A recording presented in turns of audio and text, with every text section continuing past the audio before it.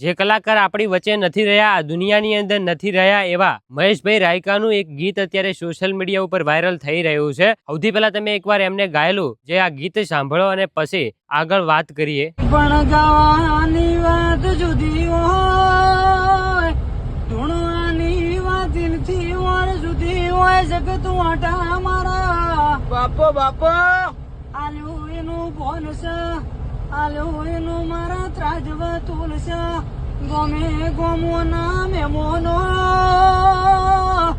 દુનિયા વોટા મારા.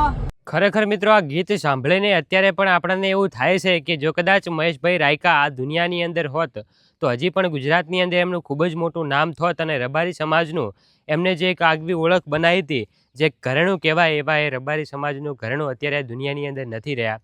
મહેશભાઈ રાયકાનું હમણાં જે 2 દિવસ પહેલાં જે એક અવસાન થયું છે એને લઈને અત્યારે સોશિયલ મીડિયા ઉપર ઘણા બધા વિડીયો ચાલી રહ્યા છે અને એમના જે ભાઈ ગીતો છે ને એ પણ અત્યારે સોશિયલ મીડિયા ઉપર ચાલી રહ્યા છે. હાલ તમે જે આ ગીત સાંભળ્યું એ ગીત જે મહેશભાઈ રાયકા એક ગાડીની અંદર જતા હોય છે, ગાડીની અંદર બેઠા બેઠા ગાય છે. એમની પાસે કોઈ પણ જે માઇક કે કોઈ સાઉન્ડ સિસ્ટમ નથી હોતી, છતાં પણ એમના જે સુરીલા અવાજથી તેઓ ગીત ગાય છે ને પછી જે સોશિયલ મીડિયા ઉપર નાખે છે ને લોકો જે સપોર્ટ કરે છે ને વાત જ ના પૂછો. બધા લોકો એમ જ કહી રહ્યા હતા કે આ તો ભાઈ મિની ગમન સાંથળ છે, ગમન ભુવાજીના ખૂબ જ મોટા આશિક હતા, એટલા માટે જ તેઓએ જે ગમન સાંથળનું આ ગીત ગાયું. તમને બધાને ખબર હશે કે આ ગીત થોડા ટાઈમ પહેલાં ગમનભાઈ સાંથળે એક રમેલની અંદર ગાયું હતું અને પછી લોકોએ આ ગીતને ખૂબ જ સપોર્ટ કર્યો હતો અને ગમન સાંથળના ફેન હોવાના કારણે, ખૂબ જ મોટા આશિક હોવાના કારણે જે ભાઈ મહેશભાઈ રાયકાએ પણ એમના અવાજની અંદર કંઈક અલગ જ અંદાજની અંદર તેઓએ આ ગીત ગાઈ અને સોશિયલ મીડિયા ઉપર નાખ્યું અને પછી બધા લોકોએ પણ ખૂબ જ સપોર્ટ કર્યો હતો.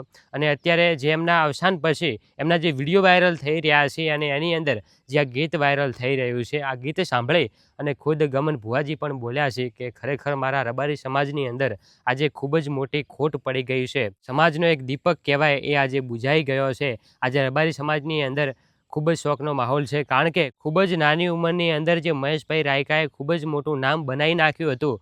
સમગ્ર વાવથરા જ એમને ઓળખે છે અને રમેલ જેવા પ્રસંગો હોય, જે રાસ ગરબા હોય કે ગમે ઘરે અવસર હોય, લગ્ન પ્રસંગ હોય, બધે આ ગાવા જતા અને એમનો અવાજ ખૂબ સારો એવો હતો અને એમના અવાજના કારણે એમને આટલી બધી ફેન ફોલોવિંગ અને આટલી ઓળખાણ મળી હતી. પરંતુ કેવો સમય બન્યો એ કે મહેશભાઈને આ દુનિયા છોડીને જવું પડ્યું. તમે બધા એકવાર કોમેન્ટની અંદર ઓમ શાંતિ લખી દેજો, જેથી કરીને મહેશભાઈની દિવ્ય આત્માને ભગવાન શાંતિ આપે.